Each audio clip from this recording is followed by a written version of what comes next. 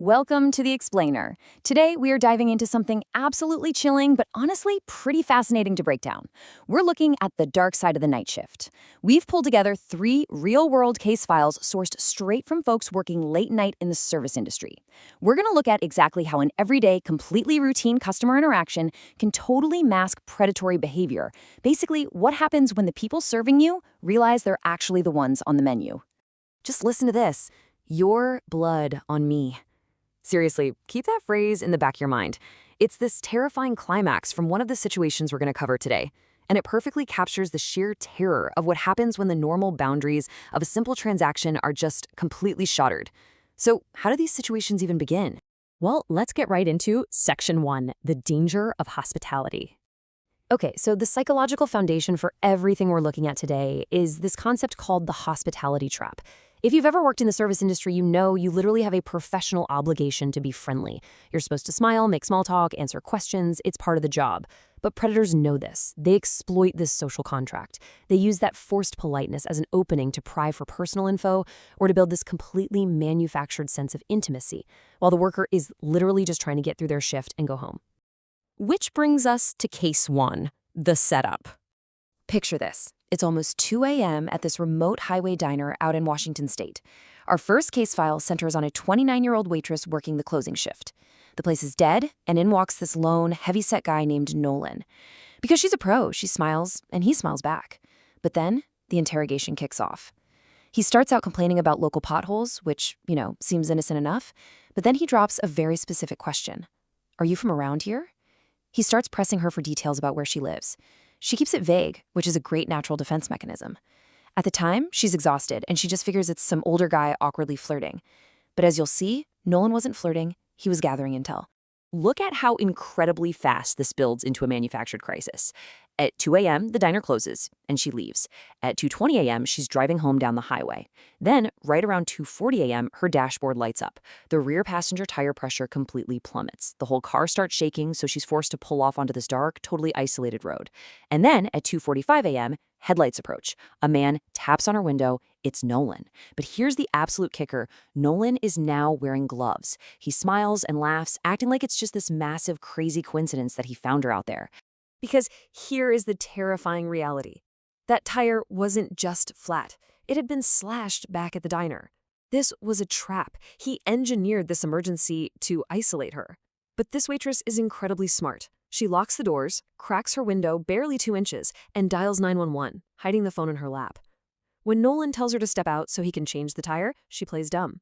She casually mentions, loudly so the dispatcher can hear, that she's waiting for her boyfriend to arrive. Nolan's friendly face instantly drops. He steps back, she whispers her location to 911, and suddenly, bam, he completely shatters her window, sending glass everywhere. Once she screams that the cops are on the line, he realizes he's lost control, grabs her phone, chucks it into the dark, and speeds off. Luckily, the police showed up right after. Now, let's move on to Case 2, the shadow. Our next file takes us from an empty highway to a packed public space, proving that predators absolutely do not only hunt in the dark. It's a crisp October afternoon at an upstate New York amusement park. The victim is a 15-year-old worker, just minutes from clocking out.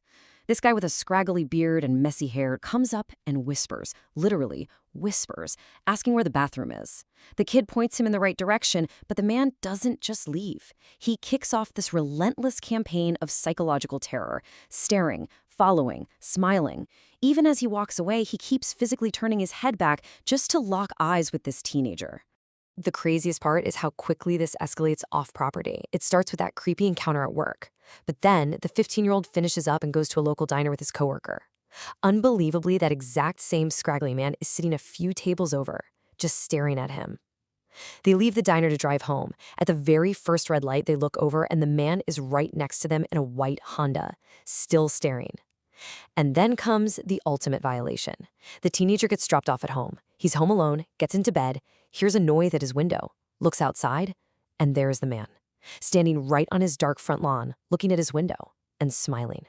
The kid immediately calls 911, but by the time the cops pull up, the guy's completely vanished. Which brings us to our final story. Case 3, the decoy. This one is arguably the most complex and insidious of the bunch. A waitress named Beth is working on a night with pouring rain. In comes this couple, a guy around 40 and a woman in her 20s. Now, when Beth comes over to the table, the guy is super talkative, but the younger woman is completely silent.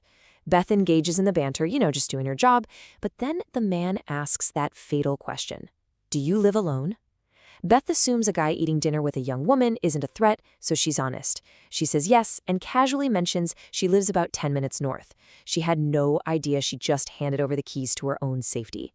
Fast forward to 1 a.m. Beth has driven home in the pouring rain. She's on the first floor of a 3-apartment house, but tonight all the other tenants are gone. Suddenly, there is frantic, manic pounding at her front door. She opens the inner door but keeps the glass storm door locked. Standing outside is a drenched young woman in a gray sweater, begging to use the phone, saying some creepy man is chasing her. Beth is a little hesitant. She asks the girl who the man is. The girl turns, looks back into the dark, and screams, "There he is!" And boom, the trap was sprung. Beth looks closer at this drenched, terrified girl, and this horrible realization washes over her. Wait a second. It's the silent 20-something woman from the diner. Beth asks her, "Weren't you at my diner before?" The girl ignores it, looking wildly confused about why Beth hasn't unlocked the door. Then, stepping out of the rainy street, a large figure approaches. Beth recognizes him instantly. It's the talkative guy from the diner. The girl realizes the gig is up, turns to the man and screams, "Go!" The man completely drops the act and charges full speed right at Beth's door. Beth slams her inner door shut and locks it. But, unfortunately, it wasn't over. Beth retreats into her apartment and locks the interior door that leads to the building's shared stairway. She's hiding in her bathroom, and then she hears it. Knocking. But it's not from outside. It's from the internal stairway door. Someone got into the building. She yells, "Who is it?" No response. She screams that she's calling the cops. And finally, a voice whispers through the door, "Your blood on me."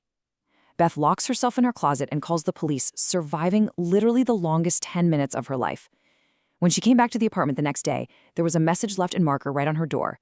"Thanks for the service, Beth." All right, let's talk about recognizing the red flags. These stories are wild, but they give us absolutely crucial data to separate just normal awkwardness from predatory targeting. Normal customer behavior is complaining about the weather or asking about the menu. Stalker behavior, on the other hand, uses that small talk as a Trojan horse. They pry about your living situation. Are you from around here? Do you live alone? And even worse, they engineer forced proximity off-site. A slashed tire, rolling up next to you at a red light, using a decoy to get you to open your front door. They are constantly, meticulously testing boundaries to see exactly what they can get away with. So what's your safety toolkit here? Here are the actionable protocols straight from the victims themselves. First, never reveal your living situation or location to customers, no matter how nice they seem. Second, if you have a sudden vehicle emergency right after leaving somewhere isolated, assume it could be a trap. Stay locked inside. Third, trust your gut. If someone repeatedly shows up near you, it is not a coincidence. Fourth, never open your door to strangers, even if they seem to be in distress, because decoys are a very real tactic. And finally, if things feel wrong, call 911 immediately. Don't second guess it.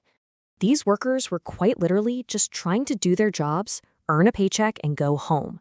They got caught in the hospitality trap, targeted by predators hiding in plain sight behind a polite smile. It really makes you rethink those totally normal daily interactions. So I'm going to leave you with this final thought to ponder. When you're out in public, just going through the normal motions of your daily life, who might be watching you? Thank you so much for joining me for this explainer. Stay safe, stay aware, and keep learning.